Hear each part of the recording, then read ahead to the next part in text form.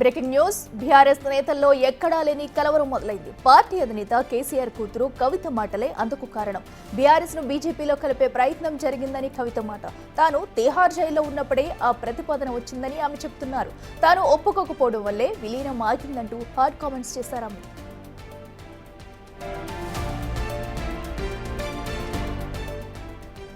కవిత తిహార్ జైల్లో ఉన్నప్పుడు బీజేపీలో బీఆర్ఎస్ విలీన ప్రతిపాదన తెచ్చిందెవరు? ఆ విషయంపై కవితతో మాట్లాడిందెవరు? కవిత వ్యాఖ్యలపై కేసీఆర్ కాకపోయినా వర్కింగ్ ప్రెసిడెంట్ కేటీఆర్ అయినా రియాక్ట్ అవుతారా?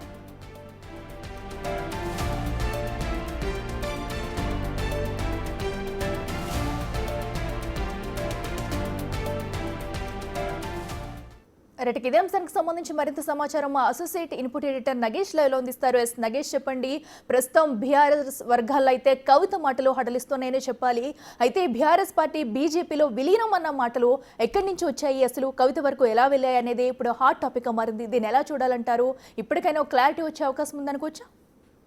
క్లారిటీ మొత్తం చెల్లెలి ఆన్సర్కి అన్నే ఆన్సర్ ఇవ్వాల్సిన కనిపిస్తుంది. చెల్లెలకు వచ్చనైతే అన్నకు సంధించింది. కానీ అన్న మాత్రం ప్రస్తుతం హైదరాబాద్ లేడు. తను లండన్ నుంచి అమెరికాకు వెళ్లే పనిలో ఉన్నాడు. అక్కడ బీఆర్ఎస్ రజతోత్సవ సభల్లో పాల్గొనే దిశగా 2 రోజుల క్రితమే లండన్ కేటీఆర్ వెళ్ళిపోయాడు. కానీ కేటీఆర్ కవితను తీసుకురావడం కోసం నానా రకాల ప్రయత్నాలు, నానా రకాల పాటలు అయితే పట్టాడు. గత సంవత్సరం మార్చి 15న కవిత లిక్కర్ స్కామ్లో అరెస్ట్ అయిన మొదటి రోజు నుంచి 6 నెలల తర్వాత జైలు నుంచి విడుదలైంది. ఆగస్టులో జైలు నుంచి విడుదలైంది. అప్పటి వరకు ఆగస్టు 27 జైలు నుంచి విడుదలయ్యే రోజు వరకు కూడా కవిత కోసం నానా పాటలు పడి ఢిల్లీ చుట్టూ తిరిగి ఎలాగో బయటకు తీసుకొచ్చాడు. కానీ ఇక్కడ డిఫరెంట్ సీన్ని క్రియేట్ చేస్తూ కవిత మాట్లాడింది. బీఆర్ఎస్ని బీజేపీలో విలీనం చేసేందుకు ఒక ప్రతిపాదన వచ్చింది. ఆ ప్రతిపాదన జైల్లో తనను కలిసి చెప్పారని చెప్పింది. కానీ ఆ ప్రతిపాదనను తాను వ్యతిరేకించినట్టుగా చెప్పింది. కానీ ఇక్కడ ఇష్యూ అంటే 2 రకాలుగా అర్థం చేసుకోవచ్చు. ఒకవేళ ఆ విలీనానికి అంగీకరించిన తర్వాతనే కవిత జైలు నుంచి బెయిల్ ద్వారా బయటకు వచ్చిందా, లేదా విలీనానికి మధ్యంతర ఒప్పుకునే విధంగా ఏదైనా ఒప్పందాలు జరిగి ఆ బెయిల్ అనేది కండిషన్ బెయిల్ అనేది కవితకు వచ్చిందా? వీటన్నిటికీ సమాధానాలు మాత్రం ఖచ్చితంగా మాజీ మంత్రి కేటీఆర్, కవిత అన్న కేటీఆర్ చెప్పాల్సింది. ఇప్పటికైతే అన్నా చెల్లెల వార్, ఎందుకంటే డైరెక్ట్గానే తుపాకీ ఎక్కిపెట్టి డైరెక్ట్గానే కవిత కేటీఆర్ని కాలుస్తుంది. మొత్తం ఓవరాల్ ఇష్యూలో కూడా, ఎందుకంటే తను బీఆర్ఎస్ పార్టీలో జరుగుతున్న పరిణామాలు, దయ్యాలు కావచ్చు, భూతాలు కావచ్చు, కోవర్టులు కావచ్చు, మొత్తం entire BRS operation, party operation అంతా కూడా కేటీఆర్ఏ ఆపరేట్ చేస్తున్నట్టుగా, కేటీఆర్ఏ రకరకాలుగా పార్టీని అంటే ఒక దిశలో కాకుండా అపసవ్య దిశలో పార్టీని భ్రష్టు పెడుతున్నట్టుగా కూడా కవిత వ్యాఖ్యానాలు కనిపిస్తున్నాయి. మొత్తానికైతే కవిత లిక్కర్ స్కామ్ అరెస్టు తర్వాత అప్పుడైతే అంటే 2024 జూలైలో దాదాపుగా 5 సార్లు ఢిల్లీకి కేటీఆర్ వెళ్ళాడు. అంటే హరీష్ కేటీఆర్ అయితే ఒక 2 టైమ్స్ మాత్రం ఢిల్లీలో 5 రోజుల పాటు ఉన్నారు. 5 రోజుల పాటు కూడా మీడియా అటెన్షన్ ఉంది. కానీ మరోసారి కేటీఆర్ ఢిల్లీకి వెళ్ళాడు. కానీ ఆ టైంలో మీడియాకు కానీ బయట పబ్లిక్ కానీ ఎవరికి ఢిల్లీలో కేటీఆర్ ఉన్నట్టుగా తెలియదు. ఆ సమయంలో 3 సార్లు వెళ్ళాడు. కనీసం ఒక్కొక్క టైంలో 3 రోజులు, 4 రోజులు కూడా ఉన్న పరిస్థితి.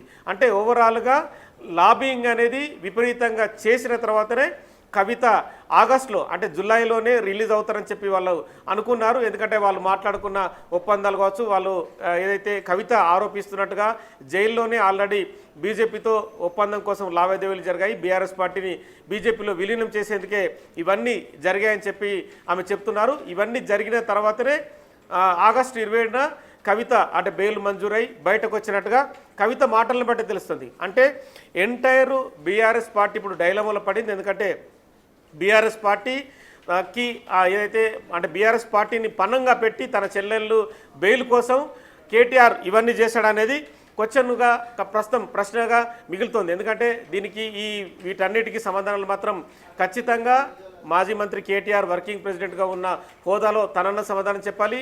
లేదంటే బీఆర్ఎస్ సుప్రీం చీఫ్గా ఉన్న మాజీ ముఖ్యమంత్రి కేసీఆర్ అన్న చెప్పాల్సిన అవసరం కనిపిస్తుంది. ఎందుకంటే ఈ వ్యాఖ్యలు మొత్తం బీఆర్ఎస్ పార్టీని కలవర పెడుతున్నాయి. అసలు బీఆర్ఎస్ పార్టీలో అంతర్గతంగా ఇన్ని జరిగాయా? అసలు బీఆర్ఎస్ పార్టీ 10 ఏళ్ళ అధికారం ఉన్నోళ్ళ క్రమంలో ఏ విషయం కూడా బయటకు పొక్కకుండా చాలా జాగ్రత్తగా ఎవరికి వారన్నట్టుగా అధికారం చెలాయించారు. కొంతమంది అంటే అల్లుడు హరీష్ మంత్రిగా, కేటీఆర్ కొడుకు మంత్రిగా, అలాగే సంతోష్ ఎంపీగా, కవిత ఎమ్మెల్సీగా చెల్లమనియారు. ఎవరు పనుల్లో వాళ్ళు బిజీగా ఉన్నారు. కానీ మొత్తం అంటే వాళ్ళ అధికారం పోయిన తర్వాత చాలా విషయాలు తెరపైకి వస్తున్నాయి. కవిత ఇప్పుడు వాటన్నిటిని సంధిస్తుంది. 3 పేజీల లేఖ బిగ్ టీవీ బయటపెట్టిన తర్వాత మొత్తం ఎంటైర్ తెలంగాణ పాలిటిక్స్లో చాలా విషయాలు బీఆర్ఎస్ పార్టీని కలవరానికి గురిచేస్తున్నాయి. తెలంగాణలో బీఆర్ఎస్ పార్టీ ఖచ్చితమైన ప్రత్యామ్నాయం మళ్ళీ అధికారంలోకి వస్తుందని చెప్తున్న బీఆర్ఎస్ పార్టీ నేతలు కవిత చేస్తున్న వ్యాఖ్యల వల్ల తీవ్ర గందరగోళానికి గురవుతున్నారు. మరి రజతోత్సవ సభల్లో బిజీగా ఉన్న కేటీఆర్ లండన్ నుంచి మాట్లాడతారా లేదంటే అమెరికా నుంచి సమాధానం చెప్తాడనేది కూడా చూడాల్సిన అవసరం ఉంది. Right Nagesh, thank you.